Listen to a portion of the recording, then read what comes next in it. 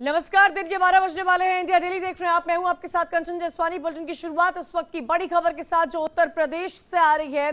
UP में BJP की हार की वजह सामने आ गई है। 40,000 कार्यकर्ताओं से फीडबैक लेकर रिपोर्ट तैयार की जा चुकी है। प्रदेश अध्यक्ष ने कार्यकर्ताओं से फीडबैक लिया। भूपेंद्र चौधरी ने आलाकमान को 15 पन्नों की रिपोर्ट सौंपी है और इस रिपोर्ट में हर उन बिंदुओं का जिक्र किया है जिनकी वजह से उत्तर प्रदेश में भारतीय जनता पार्टी का जो परफॉर्मेंस है वो निराशाजनक रहा था। ऐसा क्यों हुआ था, इसको लेकर भी कई सारे सवाल लगातार किए गए।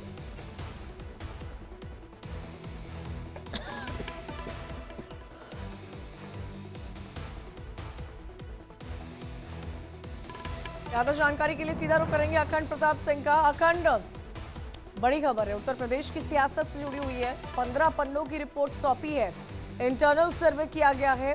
क्या कुछ जानकारी मिल पा रही है? इस रिपोर्ट में क्या सामने निकल कर आया है? देखिए कंचन, पहली चीज जो समझ में आ रही है कि इस रिपोर्ट में जो सूत्रों के मुताबिक जो जानकारी दी गई है उसका लब्बो-लुआब ये देखें तो वो लब्बो-लुआब ये है कि संगठन ने सरकार पर ठीकरा फोड़ा है। हालांकि इंटरनल रिपोर्ट का हवाला दिया गया है और भी सारे पॉइंट्स हैं, लेकिन उन सारे पॉइंट्स में से एक चीज़ बहुत इंपॉर्टेंट है कि ये रिपोर्ट जिस तरीके से बताई जा रही है या जो जानकारी दी जा रही है सूत्रों के मुताबिक, उसमें ये कहा जा रहा है कि सरकार के जो अधिकारी हैं या जो इस समय प्रशासन के जो लोग हैं उनकी मनमानी के चलते चुनाव हारे हैं। उन्होंने कार्यकर्ताओं की अनदेखी की, कार्यकर्ताओं की नहीं सुनी गई, इस वजह से चुनाव हारे। एक बड़ी चीज़। दूसरी बड़ी चीज़ ये कहा गया कि पेपर लीक हुआ है या इस तरीके से परीक्षाओं में धांधली की बातें आई, उससे भी लेके एक असंतोष की बात सामने आ रही है। ये मोटे तौर पे जो जानकारी सूत्रों के मुताबिक मिल रही है वो इंटरनल रिपोर्ट में ये कहा जा रहा है। लेकिन बात सिर्फ इतनी नहीं है। अगर 15 पन्नों की रिपोर्ट है तो उस 15 पन्ने की रिपोर्ट में प्रदेश भर के जो कमेटी बनाई गई थी अलग अलग जिलों के लिए, 40 लोगों की कमेटी बनी थी, वो पहुंची थी अलग अलग जिलों में जाके जो कार्यकर्ता थे, कार्यकर्ताओं से बात की गई। पन्ना लेवल तक के कार्यकर्ताओं से, पन्ना प्रमुख लेवल तक के कार्यकर्ताओं से बातचीत की गई थी। इसके अलावा तमाम लोगों से बातचीत करके फीडबैक लिया गया था कि क्या कुछ चीज़ें थी, क्यों इतना कम वोटिंग परसेंटेज रहा।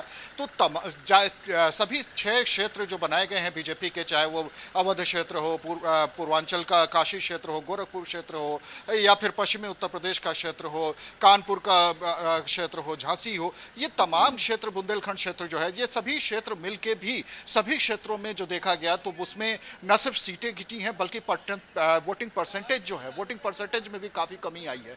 ये केवल सरकार के प्रति नाराजगी नहीं हो सकती है। इसमें एक बात बहुत इंपॉर्टेंट थी जिसको बार बार इंडिया डेली लगातार उठाता रहा चुनाव के समय से ही, जब प्रत्याशियों की घोषणा हो रही थी उस समय से लेके अब तक अगर देखा जाए तो लगातार इंडिया डेली इस बात को उठाता रहा कि जो मसला है बीजेपी के खराब प्रदर्शन का, बीजेपी का जो लगातार ग्राफ गिरता गया, इस चुनाव में जिस तरीके से उसकी करारी शिकस्त हुई, ये सबसे बड़ी, इसके पीछे सबसे बड़ी वजह जो है वो प्रत्याशियों का चयन। इसी बात पर चर्चा हो रही है और अब चर्चा सिर्फ आम जनता नहीं, अब चर्चा उत्तर प्रदेश की सरकार, अब चर्चा भाजपा कर रही है। अब आपको ये बताते हैं, ग्राफिक्स के जरिए इस बात को समझिएगा कि उत्तर प्रदेश में बीजेपी की हार की क्या वजह रही है। ये जो 15 पन्ने की रिपोर्ट सौंपी गई है, इस रिपोर्ट में क्या कुछ सामने निकल कर आया है। सरकारी नौकरी में पेपर लीक का मामला तूल पकड़ा था और उत्तर प्रदेश में इसको लेकर सियासत हुई थी। राजस्थान, बिहार में भी रहा है, लेकिन सरकारें उस पर कुछ कर नहीं पाई हैं और ये कहीं ना कहीं बहुत बड़ी वजह रही है। उत्तर प्रदेश में जो वोट बैंक कम हुआ है भाजपा का, उसको लेकर अधिकारियों और प्रशासन की लगातार मनमानी रही है। ब्यूरोक्रेसी को लेकर सवाल खड़े किए गए हैं कि आखिर ऐसा क्यों हुआ। साथ ही सरकार के प्रति कार्यकर्ताओं का असंतोष था। जो कार्यकर्ता थे, जो संगठन से लगातार जुड़े हुए थे, कार्यकर्ताओं का असंतोष सरकार में था। प्रत्याशियों को लेकर, जिन कैंडिडेट्स को उतारा गया था चुनावी मैदान में, उनको लेकर भी था। साथ ही राजपूत समाज की पार्टी से अच्छी खासी नाराजगी थी। वो समाज जिसको भाजपा साध सकती थी, उसको भाजपा साध नहीं पाई है। उस समाज की नाराजगी थी और वो समाज कितना नाराज था, ये उत्तर प्रदेश के नतीजे भाजपा ने साफ तौर पर देखे हैं। संविदा भर्ती में सामान्य वर्ग को प्राथमिकता देना, ये भी एक ऐसा मुद्दा है जिसने तूल पकड़ा और इस वजह से भाजपा के जो वोट परसेंटेज कम हुए हैं, उन तमाम पॉइंटर्स में ये भी एक इम्पॉर्टेंट पॉइंट जो है वो सामने निकल कर आ रहा है। चुनाव में अग्निवीर एक बहुत बड़ा मुद्दा बना था। अग्निवीर चुनाव से पहले बहुत बड़ा मुद्दा था, जिसको लेकर विपक्ष की तरफ से बयान सामने आया था। देश में कई ऐसे हिस्से भी हैं जहां अग्निवीर स्कीम को लेकर प्रोटेस्ट हुआ था। अब अग्निवीर सरकार किस मंशा के साथ लाई थी और उसका क्या नतीजा हुआ, वो उत्तर प्रदेश की पॉलिटिक्स समझा सकती है। अगर इलेक्शन के एंड फेजेस की बात की जाए तो कार्यकर्ताओं में वो जुनून था ही नहीं।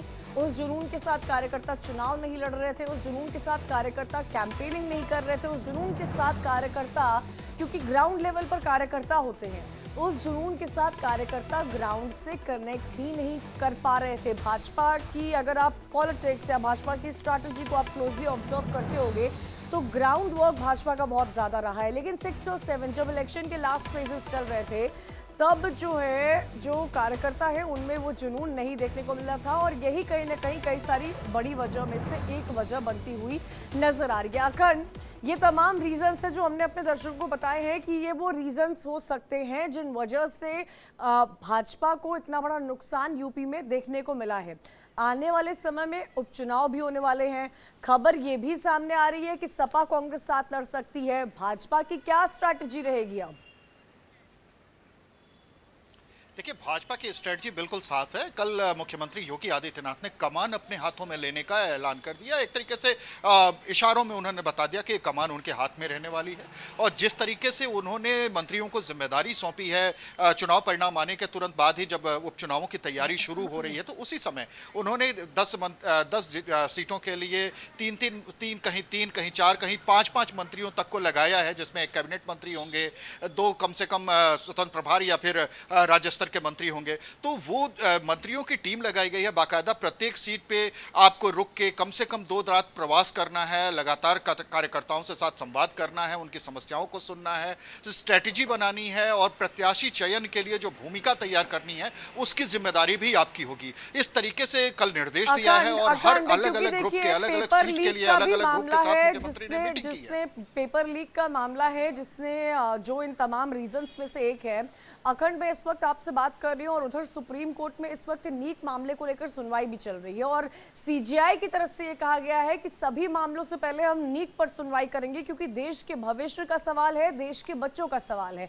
पेपर लीक को क्यों सरकारें, राज्य की सरकारें नहीं रोक पाती हैं, इस पर क्या मंथन करेगी आने वाले समय में सरकार?